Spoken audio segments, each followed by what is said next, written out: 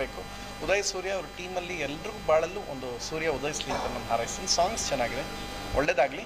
ಒಂದು ತೀರಾ ಹಳ್ಳಿಗಾಡಿನ ಜನಗಳಿಗೆ ಇದು ಇಷ್ಟ ಆಗುತ್ತೆ ಅಂತ ನನ್ನ ನಂಬಿಕೆ. ಹಳ್ಳಿಯ ಜನಗಳಿಗೆ ವೆಂಕಟ್ ಮತ್ತಷ್ಟು ಸಿನಿಮಾ ಡಿಸ್ಟ್ರಿಬ್ಯೂಷನ್ ಮಾಡಲಿ, ಪ್ರತಿಭಾವಂತ ಕಲಾವಿದರಿಂಥವ್ರಿಗೆ ಒಳ್ಳೊಳ್ಳೆ ಅವಕಾಶ ಸಿಗಲಿ.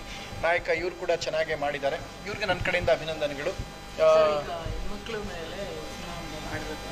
ಅವ್ನು ಡೈರೆಕ್ಟರ್ಗೆ ಅದೇನು ಪಾಪ ಇತ್ತು ಏನೋ ಪಾಪ, ಹೆಣ್ಮಕ್ಳು ಒಂದು ಹೈಸ್ಕೂಲ್ ಕಾಲೇಜಲ್ಲಿ ಅವ್ನಿಗೆ ನೀವು ಇದು ನೋಡಿದ್ರೆ ಪ್ರತಿದಿನ ಸೂರ್ಯ ಉದಯಿಸೋದು ಎಷ್ಟು ನಿಜನೇ, ಅವ್ರು ಸಿನಿಮಾಗೆ ಒಳ್ಳೇದಾಗಲಿ ಅಂತ ಹಾರೈಸೋದು ನಿಜ.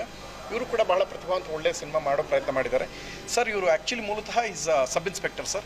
ಸೊ ಅವ್ರ ಬಗ್ಗೆ ನನಗೆ ಗೌರವ ಇದೆ, ಅವ್ರದ್ದು ಒಳ್ಳೆ ಪಾತ್ರ ಮಾಡಿದ್ದಾರೆ. ಸಿನಿಮಾ ಮ್ಯೂಸಿಕ್ ಎಲ್ಲವೂ ಸ್ಪೆಷಾಲಿಟಿ ಇದೆ. ಹೊಸಬರು ಇಟ್ಕೊಂಡು ಒಂದು ಹಳ್ಳಿ ಶೈಲಿಯಲ್ಲಿ ನಡೆಯುವ ಒಂದು ಕಥೆನ ಇಟ್ಕೊಂಡು ಅದಕ್ಕೊಂದು ಲವ್ ಸ್ಟೋರಿ. ಪ್ರಪಂಚದ ಎಲ್ಲ ಹೆಣ್ಣುಮಕ್ಕಳ ಮೇಲೆ ಕೋಪವನ್ನು ತಗೊಂಡು ಅಣ್ಣವ್ರು ಡೈರೆಕ್ಟರ್ ಹಾಕೊಂಡು ಎತ್ತೆ ಕೊಡದಂಗೆ ಐತೆ.